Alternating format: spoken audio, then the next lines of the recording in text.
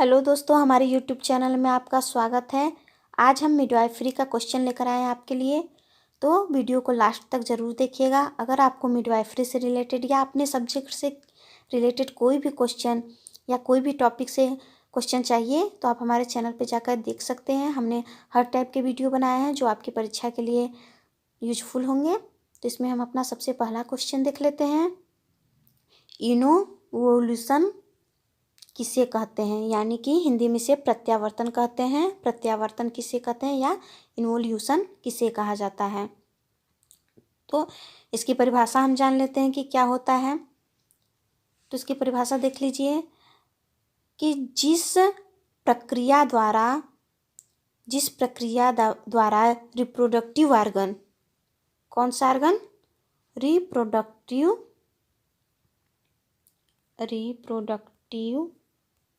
Organ, जिस प्रक्रिया द्वारा रिप्रोडक्टिव ऑर्गन गर्भावस्था की पूर्व स्थिति में आते हैं उसे प्रत्यावर्तन या इन्वोल्यूशन कहा जाता है। आप समझ रहे होंगे कि जैसे कि कोई भी अंग होता है, जब स्त्री गर्भवती होती है तो उसके जो भी जनन अंग होते हैं यानी कि रिप्रोडक्टिव ऑर्गन होते हैं उनमें चेंजेस आता है। जैसे कि यूट्रस का लंबाई बढ़ जाना, वजन बढ़ जाना, बाकी पेल्विक में बदलाव, उसकी पूरी बॉडी में बदलाव आ जाते हैं। तो इन्वोल्यूशन का वही मतलब हुआ कि जब बेबी हो जाता है, गर्भावस्था के बाद जब बच्चा डिलीवर हो जाता है तो उसके बाद जो धीरे धीरे परिवर्तन आते हैं वो जो अपनी पूर्व अवस्था में आता है, पहले की जैसे होता है। जैसे कि यूट्रस का वजन 60 ग्राम है, वो बढ़ के 1000 ग्राम हो गया तो फिर से 60 ग्राम में आता है। तो इसी स्थिति को प्रत्यावर्तन या इन्वोल्यूशन कहा जाता है, अपनी पूर्व स्थिति में आना। इतने आप याद रखिए कि पूर्व स्थिति में, गर्भावस्था की पूर्व स्थिति में आने को ही प्रत्यावर्तन या इन्वोल्यूशन कहा जाता है।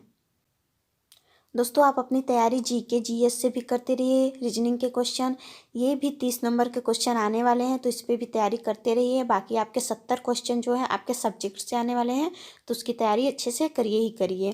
तो अपना नेक्स्ट क्वेश्चन देख लेते हैं। सूतिकावस्था यानी कि परपेरियम कितने समय तक को कहा जाता है। तो सबसे पहले सूतिकावस्था को जान लेते हैं कि सूतिकावस्था होता क्या है। तो यहाँ पे जान लेते हैं, सूतिकावस्था प्रसव के ठीक बाद यानी कि अपरा और झिल्ली के बाहर निकल जाने के तुरंत बाद से आरंभ हो जाती है और 6 सप्ताह तक रहती है। सूतिकावस्था क्या है आप समझे, जैसे ही प्रसव होता है, प्रसव होने के बाद से, प्रसव के बाद से लेकर 6 सप्ताह तक का समय, 6 सप्ताह, कितने, 6 सप्ताह तक का समय सूतिकावस्था यानी कि परपेरियम कहलाता है। बस इतना याद रखिए, प्रसव के बाद से लेकर 6 सप्ताह तक का समय सूतिकावस्था कहलाता है। सूतिकावस्था यानी कि प्रसव से लेकर 6 सप्ताह तक के समय को सूतिकावस्था कहते हैं। जो सूतिकावस्था के दौरान ही, सूतिकावस्था यानी कि परपेरियम के दौरान ही इन्वोल्यूशन का कार्य होता है, प्रत्यावर्तन का। अभी हमने पढ़ा है प्रत्यावर्तन क्या होता है, सभी जनन अंगों का अपनी पूर्व स्थिति में आना ही प्रत्यावर्तन कहलाता है। तो ये जो प्रसव के लिए के बाद से 6 सप्ताह तक का जो समय होता है सूतिकावस्था का, उसी में यह क्रिया होती है। प्रत्यावर्तन की क्रिया सूतिकावस्था के दौरान ही होती है। ये याद रखिए कि प्रत्यावर्तन यानी कि इन्वोल्यूशन कब होता है, सूतिकावस्था के दौरान, यानी कि प्रसव से लेके 6 सप्ताह तक के बीच में ही होती है। नेक्स्ट क्वेश्चन है लोकिया क्या है। ये मोस्ट इम्पॉर्टेंट क्वेश्चन है, इसको एकदम अच्छे से जानिए, इससे क्वेश्चन फंस सकता है। तो इसे हम अच्छे से पढ़ेंगे कि लोकिया होता क्या है। तो यहाँ पे हम देख लेते हैं लोकिया को। जो लोकिया है, लोकिया यह होता क्या है, तो प्रसव के उपरांत यानी कि डिलीवरी के बाद, प्रसव के बाद 15 दिन तक गर्भाशय से निकलने वाला स्राव लोकिया कहलाता है। 15 दिन तक, प्रसव के बाद 15 दिन तक जो भी वेजाइना के थ्रू स्राव निकलते हैं उसे ही लोकिया कहा जाता है। ये अक्सर पूछा जाता है कि कितने दिन के स्राव को, कितने दिन तक के स्राव को हम लोकिया कहेंगे। तो याद रखिए 15 दिन, 15 दिन तक निकलने वाले स्राव को लोकिया कहते हैं। इसे हिंदी में सूती स्राव भी कहते हैं, कंफ्यूज मत होइएगा, सूती स्राव या लोकिया एक ही हुआ। तो वेजाइना से 15 दिन तक निकलने वाला स्राव सूती स्राव यानी कि लोकिया कहलाता है। अब जानते हैं कि लोकिया का निर्माण कैसे होता है। ये लोकिया, ये जो स्राव निकल के आता है वेजाइना के थ्रू, ये आता कहाँ से है? तो ये इसका निर्माण होता है सर्विक्स और वेजाइना के द्वारा ही। सर्विक्स और वेजाइना के द्वारा ही इसका निर्माण होता है। अब क्वेश्चन ये भी पूछ सकता है कि लोकिया की प्रकृति यानी कि प्रतिक्रिया कैसी होती है, इसकी प्रकृति कैसी होती है। तो याद रखिएगा जो लोकिया की प्रकृति है वह हमेशा क्षारीय होती है। कैसी होती है? क्षारीय। कैसे हो जाएगी? बेसिक यानी कि क्षारीय हो जाएगी। सूती स्राव यानी कि लोकिया की प्रकृति क्षारीय होती है। ये क्वेश्चन भी पूछ सकता है कि क्षारीय होती है कि अम्लीय होती है, या थोड़ी क्षारीय थोड़ी अम्लीय। तो इसको याद रखिए कि लोकिया की प्रकृति क्षारीय होती है। और जो लोकिया होता है इसमें बैक्टीरिया एंड वायरस ये बहुत शीघ्रता से पनपते हैं, बहुत तेज़ी से। ये बहुत ही, इसका जो गंध होता है बहुत ही बदबूदार होता है, बहुत ही तीव्र होता है। ये जो 15 दिनों तक वेजाइना से जो स्राव निकलते हैं ये बहुत ही तीव्र एवं बदबूदार होते हैं। इसका गंध बहुत ही ज़्यादा तीव्र होता है, यानी कि इसका स्मेल जो होता है वो फिशी स्मेल जैसा होता है। अब हम लोकिया के टाइप्स को जानेंगे। जो लोकिया होता है उसके हम टाइप्स को जानेंगे कि इसके टाइप्स कौन कौन से होते हैं। तो हम लोकिया के टाइप्स को जानेंगे। तो ये 3 प्रकार के होते हैं। कितने प्रकार के? 3 प्रकार के। याद रखिए जो लोकिया है ये 3 प्रकार के होते हैं। इसे कैसे बांटा गया है, कैसे इसको डिवाइड किया गया है कि ये 3 कैसे होते हैं? ये जो लोकिया होता है इसके रंग के आधार पे इसे बांटा गया है 3 भागों में। तो अब जान लेते हैं कि कौन कौन से टाइप्स होते हैं।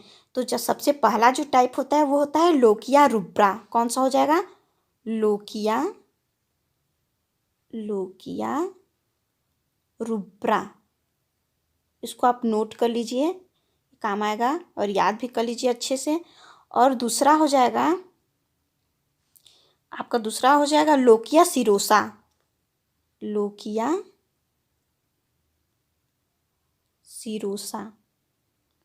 सिरोसा, ठीक। और तीसरा हो जाएगा लोकिया एल्बा। कौन सा हो जाएगा? Lochia Elba. याद रखिए ये जो लोकिया होते हैं वो 3 टाइप्स के होते हैं। Lochia rubra, lochia serosa, lochia Elba. अब हम जान लेंगे कि lochia rubra, lochia serosa, lochia Elba के अंतर्गत कौन कौन से कलर होते हैं, किसे इन 3 भागों में विभाजित किया गया है। अब पहला हम देख लेते हैं जो है लोकिया रुब्रा। जो है लोकिया रुब्रा, जो लोकिया रुब्रा है उसके बारे में जान लेते हैं। जब प्रसूति काल के यानी कि प्रसव के प्रथम 1 से 4 दिनों में लोकिया का रंग लाल होता है, इसलिए इसे लोकिया रुब्रा कहा जाता है। कितने दिन? 1 से 4 दिनों तक का जो स्राव होता है, जो वेजाइना से स्राव निकलता है प्रसव के 1 से 4 दिनों तक के बाद का, उसे हम लोकिया रुब्रा में रखते हैं। और इसका रंग कौन सा हो जाएगा? इसका रंग होता है रेड। जो स्राव निकलता है ये रेड कलर का निकलता है और यह 1 से 4 दिनों तक निकलता है। इससे हम किस में रख देंगे? लोकिया रुब्रा में रख देंगे। और ये जो रेड कलर का आता है स्राव 1 से 4 दिनों तक लोकिया रुब्रा के अंतर्गत, यह आता कहाँ से है? यह आता है जो प्लेसेंटा होती है उस प्लेसेंटा से निकला हुआ ब्लड और डेसिडुआ एवं कोरियोन से आया हुआ ये सब पदार्थ होता है, जो कि वेजाइना के थ्रू 1 से 4 दिनों के बीच में निकलता है। और उसका कलर कौन सा होता है? रेड कलर का होता है। तो याद रखिए लोकिया रुब्रा जो है उसमें जो निकलने वाला स्राव होता है रेड कलर का। और कितने दिनों तक लोकिया रुब्रा रहता है? 1 से 4 दिनों तक का। अब सेकेंड हम पढ़ लेंगे लोकिया सेकेंड क्या है? Lochia serosa, lochia serosa. अब इससे हम जान लेते हैं कि ये कितने दिनों तक चलता है। लोकिया सीरोसा जो है वह कितने दिनों तक चलता है? तो यह 5 से 9 दिन, 5 से 9 दिन तक चलता है। और इसका कलर जो इस टाइम में जो स्राव निकलता है उसका कलर कौन सा है? उसका कलर होता है पीला लाल। कैसा होता है? पीला लाल, पीला लाल, यानी कि येलो एंड रेड। ठीक है। जो लोकिया सिरोसा होता है यह 5 से 9 दिन तक रहता है और इसमें जो आने वाला स्राव है उसका कलर पीला लाल हो जाएगा। लोकिया रुब्रा में अभी हमने पढ़ा है कि जो उसमें निकलते हैं स्राव उसका कलर रेड होता है और वह 1 से 4 दिनों तक का होता है। और लोकिया सिरोसा क्या हो जाएगा? वह 5 से 9 दिन तक होता है और उसमें क्या हो जाएगा? यह इसका कलर पीला और लाल होता है। अब पीला लाल क्यों होता है ये जान लेते हैं। इसका रंग इसलिए पीला लाल होता है क्योंकि इसमें रक्त कम होता है और सीरम की मात्रा अधिक होती है, इसलिए इसका रंग पीला लाल होता है। अब हम तीसरा देख लेंगे। तीसरा क्या है? लोकिया, तीसरा है लोकिया एल्बा। तीसरा क्या हो जाएगा? Lochia Elba. अब यह जान लेते हैं यह कितने दिनों तक होता है। यह होता है 10 से 15 दिन तक। कितने दिनों तक? 10 से 15 दिन तक का जो आता है स्राव उसे लोकिया एल्बा के नाम से जानते हैं। इसका कलर कैसा होता है? इसका कलर होता है पीला सफ़ेद। कैसा हो जाएगा? पीला सफ़ेद,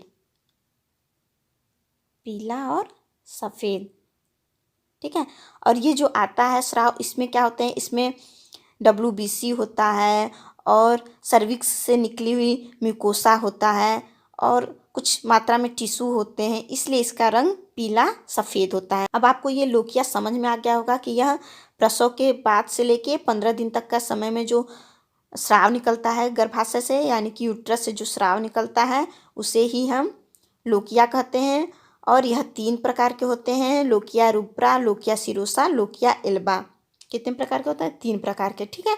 और रुब्रा में क्या होता है? रेड कलर का निकलता है स्राव और लोकिया सिरोसा में पीला लाल और लोकिया एल्बा में पीला सफ़ेद निकलता है। और जो लोकिया रुब्रा होता है वह 1 से 4 दिनों तक का है। लोकिया सिरोसा जो होता है वह 5 से 9 दिन तक का होता है और लोकिया एल्बा जो होता है वो सबसे लास्ट वाला 10 से 15 दिन तक का होता है। नेक्स्ट क्वेश्चन है कोलेस्ट्रम क्या होता है? कोलेस्ट्रम क्या है, यानी कि कोलेस्ट्रम क्या होता है? ये क्वेश्चन कई बार एग्जाम में पूछा गया है। ये बहुत ही इंपॉर्टेंट क्वेश्चन है, तो हम लोग जान लेते हैं कि कोलेस्ट्रम क्या होता है। तो ये जो माँ का पहला गाढ़ा दूध होता है उससे ही कोलेस्ट्रम कहा जाता है। माँ का पहला पीला गाढ़ा दूध कोलेस्ट्रम कहलाता है। तो इसको याद रखिएगा, ये बहुत इंपॉर्टेंट होता है। इसमें बच्चे के जीवन के लिए बहुत ही इम्पॉर्टेंट चीज़ें इसमें पाई जाती हैं, जैसे कार्बोहाइड्रेट, वसा, जल, प्रोटीन। इसमें बहुत कुछ पाया जाता है जो कि एक बच्चे के जीवन जीने के लिए बहुत ही आवश्यक होता है, इसलिए ये इतना इम्पॉर्टेंट है। इसको याद रखिएगा। कोलेस्ट्रम किसे कहते हैं? माँ के पहले पीला गाढ़ा दूध को कोलेस्ट्रम कहा जाता है। नेक्स्ट क्वेश्चन है स्तनपान में कौन सा हार्मोन सहायक होता है? स्तनपान यानी कि ब्रेस्ट फीडिंग में कौन सा हार्मोन सहायक होता है? तो इसे हम जान लेते हैं। जो प्रोलैक्टिन हार्मोन होता है,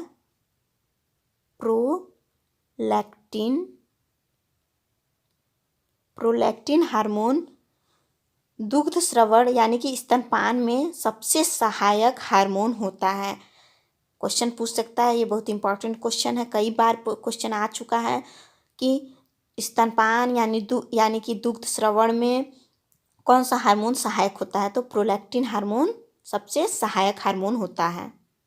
नेक्स्ट क्वेश्चन है RH असंगतता की स्थिति में माँ को शिशु के जन्म के बाद कौन सा टीका दिया जाता है? RH असंगतता क्या होती है? सबसे पहले ये जान लेते हैं। अगर माँ का ब्लड ग्रुप निगेटिव हो तो उसे RH असंगतता कहा जाता है। जैसे कि ग्रुप O निगेटिव हो, A निगेटिव हो, AB निगेटिव हो, B निगेटिव हो, तो इस स्थिति में माँ को शिशु के जन्म के बाद कौन सा टीका दिया जाता है? तो उस टीके का नाम होता है एंटी-D। Anti D immunoglobulin. कौन सा टीका? Anti D immunoglobulin. इस टीकों को दिया जाता है किस स्थिति में? आरएच असंगतता की स्थिति में। और यह कब दिया जाता है? तो यह दिया जाता है माँ को प्रथम शिशु के जन्म के 72 घंटे के अंदर। मोस्ट इम्पॉर्टेंट है, इसको याद रखिए। कब दिया जाता है? शिशु के जन्म के 72 घंटे के अंदर ये एंटी-डी का इंजेक्शन दिया जाता है। ये कब दिया जाता है? इसको आप लोग समझ गए होंगे कि आरएच असंगतता की स्थिति में दिया जाता है, लेकिन कब दिया जाता है? 72 घंटे के अंदर दिया जाता है शिशु के जन्म के। और टीके का नाम क्या है? Anti-D immunoglobulin. नेक्स्ट क्वेश्चन है, रूबेला संक्रमण होने पर कौन सा टीका दिया जाता है? रूबेला संक्रमण होने पर कौन सा टीका दिया जाता है? तो रूबेला संक्रमण होने पर रूबेला का टीका दिया जाता है। किसका दिया जाता है? रूबेला का टीका दिया जाता है। अगर किसी गर्भवती महिला को रूबेला का संक्रमण हो गया है तो उससे बार बार एबॉर्शन की समस्या आती है। ये बहुत ही खतरनाक बीमारी है। रूबेला जो बीमारी है बहुत ही खतरनाक बीमारी है, लेकिन इससे बचा जा सकता है। इसका टीका लगवाकर इससे बचाव किया जा सकता है। अगर किसी स्त्री को रूबेला का संक्रमण हो जाता है तो उसका एबॉर्शन बार बार हो जाता है। तो इसलिए इसी के रोग के लिए जो सरकार ने बच्चों में ही 9 से 12 महीने और 16 से 24 महीने के बीच में एमआर का टीका दिया जाता है, जिसमें मीजल्स और रूबेला दोनों होता है, ताकि वो बच्चा, जिस बच्चे को टीका दिया जा रहा है, वो बच्चा बड़ी होकर गर्भवती जब होगी तो उसे इस समस्या का सामना ना करना पड़े। तो इसलिए एमआर का टीका दिया जाता है। एमआर का 2 डोज दिया जाता है, फर्स्ट और सेकेंड। 9 से 12 महीने पर एमआर फर्स्ट दिया जाता है और 16 से 24 महीने पर एमआर सेकेंड का टीका दिया जाता है, ताकि रूबेला का संक्रमण भविष्य में बच्चे को ना हो सके।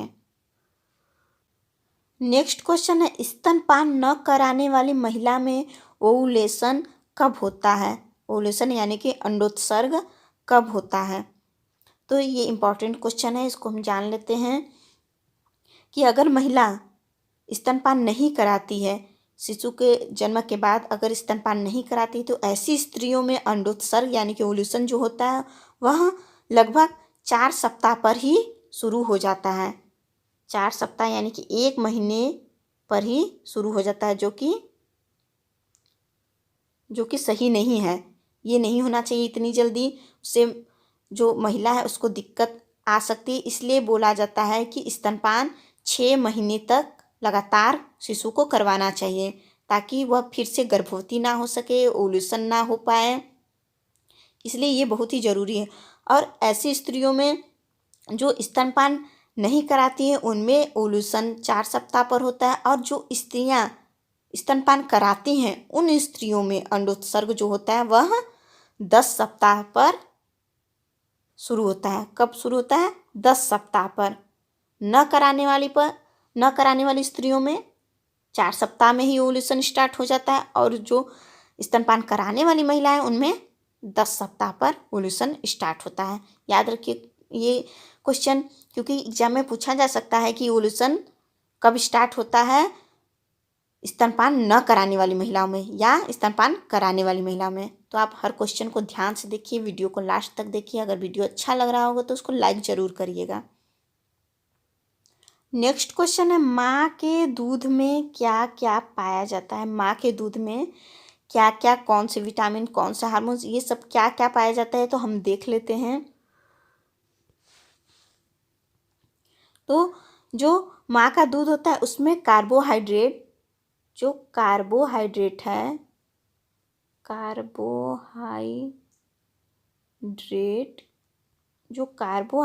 है वह कितना पाया जाता है? तो जो कोलेस्ट्रम होता है उसमें अलग, और जो स्तन दूध यानी कि बाद में जो दूध होते हैं उसमें कितना पाया जाता है? तो कोलेस्ट्रम जो होता है उसमें 3.2 mg/dl 3.2 mg/dl पाया जाता है कार्बोहाइड्रेट, और जो स्तन दूध होता है उसमें 7.5 mg/dl पाया जाता है। अब ऐसे ही हम जान लेते हैं कार्बोहाइड्रेट इतना पाया जाता है, तो वसा कितना यानी कि फैट कितना पाया जाता है। अब फैट जान लेते हैं कितना होता है। फैट कितना पाया जाता है, तो फैट जो होता है वो कोलेस्ट्रम में पाया जाता है 2.3 ग्राम/dl, और जो स्तन दूध होता है वो यानी कि बाद वाले दूध में कितना पाया जाता है 3.2 ग्राम/dl। इतना फैट माँ के दूध में पाया जाता है। अब और हम जान लेते हैं कि इसमें जल कितना पाया जाता है। जल यानी कि वाटर कितना पाया जाता है, तो जो कोलेस्ट्रम होता है उसमें 86% जल पाया जाता है, और वही स्तन दूध में 87% जल पाया जाता है। और इसमें बहुत प्रोटीन भी पाए जाते हैं जो कि 8.6 mg/dl होता है, और दूध में ही लैक्टोफेरिन एवं एंटीबॉडीज भी उपस्थित होते हैं। तो इसलिए माँ का दूध बहुत ही इम्पॉर्टेंट है बच्चों के लिए। इसलिए बोला जाता है कि 6 माह तक सिर्फ और सिर्फ माँ का ही दूध बच्चों को दिया जाना चाहिए। पानी की एक बूंद भी बच्चों को नहीं दिया जाना चाहिए। ना जन्म घुट्टी, ना शहद, ऐसी कोई भी चीज़ 6 महीने तक नहीं दी जानी चाहिए। अगर बच्चे को 6 मंथ तक सिर्फ और सिर्फ माँ का दूध दिया गया है, 6 मंथ तक अगर सिर्फ और सिर्फ माँ का दूध दिया गया है, एक बूंद भी पानी नहीं दिया गया है या शहद या घुट्टी कुछ भी नहीं दिया गया है, सिर्फ 6 महीने तक माँ का दूध ही दिया गया है, तो उसे एक्सक्लूसिव ब्रेस्ट फीडिंग कहा जाता है। याद रखिए, एक्सक्लूसिव ब्रेस्ट फीडिंग। 6 मंथ तक माँ का दूध जो बच्चों को दिया गया होता है, एक बूंद पानी नहीं, तो उसे क्या कहेंगे, एक्सक्लूसिव ब्रेस्ट फीडिंग। अगर उसमें एक बूंद भी पानी अगर बच्चे के मुंह में दिया जाता है या शहद दे दिया जाता है बीच में या घुट्टी कुछ भी दे दिया जाता है, तो उसे एक्सक्लूसिव ब्रेस्ट फीडिंग नहीं कहा जा सकता। तो ये इंपॉर्टेंट है, याद रखिएगा। नेक्स्ट क्वेश्चन है पॉलीडिप्सिया क्या है। पॉलीडिप्सिया को हम लोग जान लेते हैं क्या होता है पॉलीडिप्सिया। पॉली मतलब अधिक, डिप्सिया यानी कि प्यास लगना। Poly plus डिप्सिया, polydipsia. पॉली मतलब अधिक हो गया, अधिक, और डिप्सिया मीन्स प्यास लगना। तो अधिक प्यास लगने को ही हम पॉलीडिप्सिया कहते हैं। यह किस स्थिति में होता है, ये किसी भी स्थिति में हो सकता है, जैसे कि मधुमेह में भी ये स्थिति उत्पन्न होती है पॉलीडिप्सिया की, और यह लोकिया के बाद परप्यूरियम की अवस्था में भी पॉलीडिप्सिया की स्थिति उत्पन्न होती है। इसमें बहुत अधिक प्यास लगता है तो इसे पॉलीडिप्सिया कहा जाता है। इसमें 3 आप जानिए, पॉलीडिप्सिया, पॉलीफिजिया, पॉलीयूरिया। पॉलीडिप्सिया जो है उसमें अधिक प्यास लगेगा, पॉलीफिजिया जो है उसमें अधिक भूख लगेगा, और पॉलीयूरिया जो है उसमें अधिक पेशाब होगा। तो ये 3 जानिए। और ये जो 3 कंडीशन होते हैं वो होता है डायबिटीज़ में। किस में होता है, ये 3 कंडीशन जो होते हैं वो होता है डायबिटीज़ में। डायबिटीज़ में क्या हो जाएगा, पॉलीफिजिया, पॉलीडिप्सिया, पॉलीयूरिया। अगर डायबिटीज़ के मुख्य लक्षण, मेन लक्षण की बात करें तो वो हो जाता है पॉलीफिजिया, पॉलीडिप्सिया, पॉलीयूरिया। ये 3 याद रखिएगा। ये थोड़ा मिडवाइफरी से हट कर मैं बता रही हूँ, लेकिन आपके लिए बहुत ही इंपॉर्टेंट है, इसलिए मैंने सोचा बता दूँ। तो पॉलीफिजिया, पॉलीडिप्सिया, पॉलीयूरिया ये याद रखिएगा। मैं आपको एक क्वेश्चन दे देती हूँ जो आपको हमें कमेंट के जरिए बताना होगा। ये क्वेश्चन आपका होगा कि गर्भाशय का नॉर्मल वजन कितना होता है। गर्भाशय का यानी कि यूट्रस का नॉर्मल वेट कितना होता है, ये हमें कमेंट में बताइएगा। दोस्तों, हमारा ये वीडियो आपको कैसा लगा हमें कमेंट के जरिए ज़रूर बताइएगा। वीडियो को लाइक कीजिएगा, शेयर कीजिएगा, चैनल को सब्सक्राइब करना ना भूलिएगा, और बेल आइकन जरूर दबाइएगा, जिससे हमारे चैनल के सारे वीडियो के नोटिफिकेशन आपको सबसे पहले मिलते रहें। Thank you.